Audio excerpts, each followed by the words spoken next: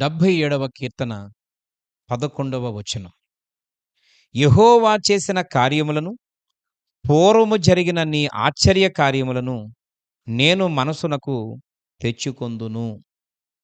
ప్రియులారా, కీర్తనాకారుడైనటువంటి భక్తుడైన దావీదు దేవుని సముఖములో ఈ విధంగా తెలియచేస్తూ ఉన్నాడు. దేవుని దగ్గర ప్రార్థన చేస్తూ ఉన్నాడు. తన నిర్ణయాన్ని, తన ఉద్దేశ్యాన్ని, తన భక్తిని మరొక్కసారి దేవుని దగ్గర చెప్పుకుంటూ ఉన్నాడు. ఏమని అనంటే, యెహోవా చేసిన కార్యాలు, పూర్వము జరిగిన ఆశ్చర్యమైన కార్యాలు నేను మనసునకు తెచ్చుకొందును.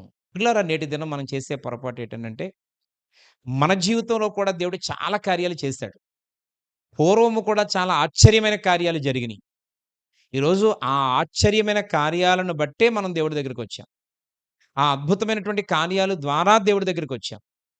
కానీ నేటి దినం మనం చేసే పొరపాటు ఏంటంటే, ఆయన చేసిన కార్యములను, పూర్వము జరిగినటువంటి ఆశ్చర్య కార్యాలను మనము పూర్తిగా మరిచిపోయి, మనలను ప్రస్తుతానికి ఏదైతే ఇబ్బంది పెడుతుందో, ప్రస్తుతానికి మనం ఏ చిన్న సమస్యనైతే ఎదుర్కొంటున్నామో, పదే పదే దాన్నే ప్రస్తావిస్తూ జీవితాన్ని గడుపుతున్నాం. అందువలన మనకేమనిపిస్తుందనంటే, దేవునిలోకొచ్చిన తర్వాత కూడా క్షేమం లేదు. దేవుడిలోకొచ్చిన తర్వాత కూడా నాకేమీ మంచి జరగడం లేదనిపిస్తుంది. ఈరోజు ప్రియమైనటువంటి స్నేహితులారా, గత జీవితంలో జరిగినటువంటి ఆశ్చర్యమైన, అద్భుతమైనటువంటి కార్యాలను ఎప్పుడైతే మనం గుర్తు తెచ్చుకుంటున్నామో, ఇప్పుడు నువ్వు అనుభవిస్తున్నటువంటి చిన్న సమస్య అంత గొప్ప కార్యాలు చేసిన దేవునికి పెద్ద గొప్ప ఏమీ కాదు అనేటువంటి విషయం నీకు అర్థమవుతది. అన్ని కార్యాలు చేసిన దేవుడు ఈ చిన్ని సమస్య నుండి నన్ను ఎందుకు విడిపించడు అనేటువంటి ఆలోచన నీకు కలిగి ప్రభువు మీద ఇంకా విశ్వాసం పెరుగుద్ది. ఎప్పుడైతే నీ విశ్వాసం బలోపేతం అవుతుందో, కఠినమైనటువంటి పరిస్థితుల నుంచి కూడా సులువైనటువంటి రీతిలో బయటకు రాగలుగుతాం. నేటి దినం మనం చేసే భయంకరమైన పొరపాటు ఏంటంటే, ఆ చుట్టూ ఉన్నటువంటి చిన్న చిన్న సమస్యలను అస్తమాను పదే వాటినే జ్ఞాపకం చేసుకోవడం. ప్రతి చిన్నదాన్ని కూడా భూతద్దంలో పెట్టి చూసినట్లుగా, అది పోయింది, ఇది పోయింది, అది దూరం అయిపోయింది, ఇది కలిసి రాట్లేదు, ఇక్కడ బలహీనతంగా ఉంది, అక్కడ బలహీనంగా ఉంది.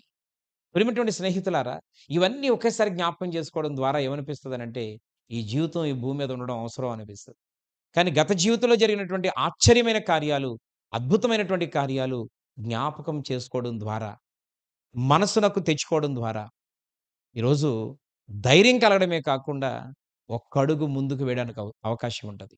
ఎప్పుడైతే ఆ ఉన్నటువంటి సమస్యను దాటి ఒక్క అడుగు ముందుకు వేశావో, ఎదట నీ కొరకు సిద్ధపరచబడినటువంటి ఆశీర్వాదాన్ని, ఆ విజయ పతాకాన్ని మనము సొంతం చేసుకొని ముందుకు వెళ్ళడానికి అవకాశం ఉంటది.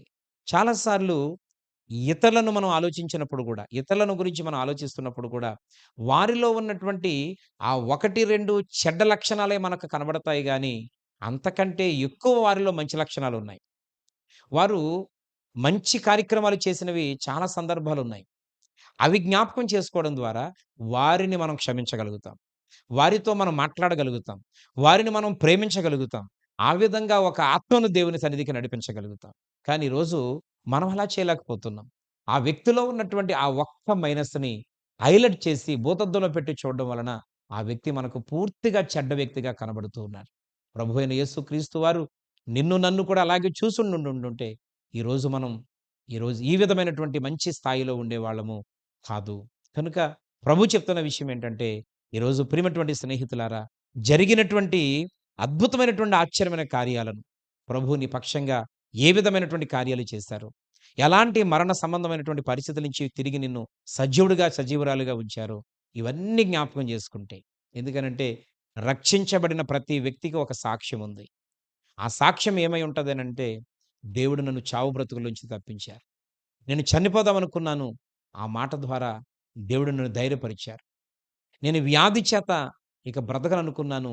దేవుడు నన్ను విడిపించాడు. నాకు సంతానం లేదు, దేవుడు బిడ్డలనిచ్చారు. నాకు వివాహం జరగలేదు, దేవుడు అద్భుతమైన భాగస్వామినిచ్చారు. నాకు ఉద్యోగం లేదు, దేవుడికి ఈరోజు నాకు ద్వారాలు తెరిచాడు. ఉండడానికి నాకు ఇల్లు లేదు, అద్భుతమైనటువంటి నివాసయోగ్యమైన ఇంటిలో నేను నివసించగలుగుతున్నాను. ఈరోజు నా జీవితం ఎందుకు అనుకున్నాను, కానీ ఈరోజు నేను సంతోషంగా ఉండగలుగుతున్నాను. ఇలాంటి ఇన్ని కార్యాలు చేసే ఈరోజు దేవుడు నిన్ను ఏర్పాటు చేసుకున్నాడు. ఈరోజు అవన్నీ నీకెందుకు జ్ఞాపకం రావడం లేదు? పరిశుద్ధాత్మ దేవుడు అంటున్నాడు, అవి నీకు జ్ఞాపకం తెచ్చుకోవాలి. అవి నీ జ్ఞాపకం తెచ్చుకోవాలి. ఎంతసేపు ఆ బాధల్ని, కష్టాల్ని, ఉన్నటువంటి సమస్యల్ని పదే రిపీట్ చేసుకోవడం వల్ల ప్రయోజనము లేదు గాని, దేవుడు చేసినటువంటి కార్యాలను జ్ఞాపకం చేసుకోవడం ద్వారా, దేవుడు నీ పక్షంగా ఎంత దగ్గరగా ఉన్నాడో, నిన్ను ఎంతగా ప్రేమిస్తున్నాడో, ఆయన ఎంత సమీపంగా ఉన్నాడో, నీ పట్ల ఎలాంటి ప్రణాళికలు కలిగున్నాడో, ఈరోజు నీకు అర్థమవుతదని దేవుడు ఈ సందర్భంగా తెలియచేస్తూ ఉన్నాడు.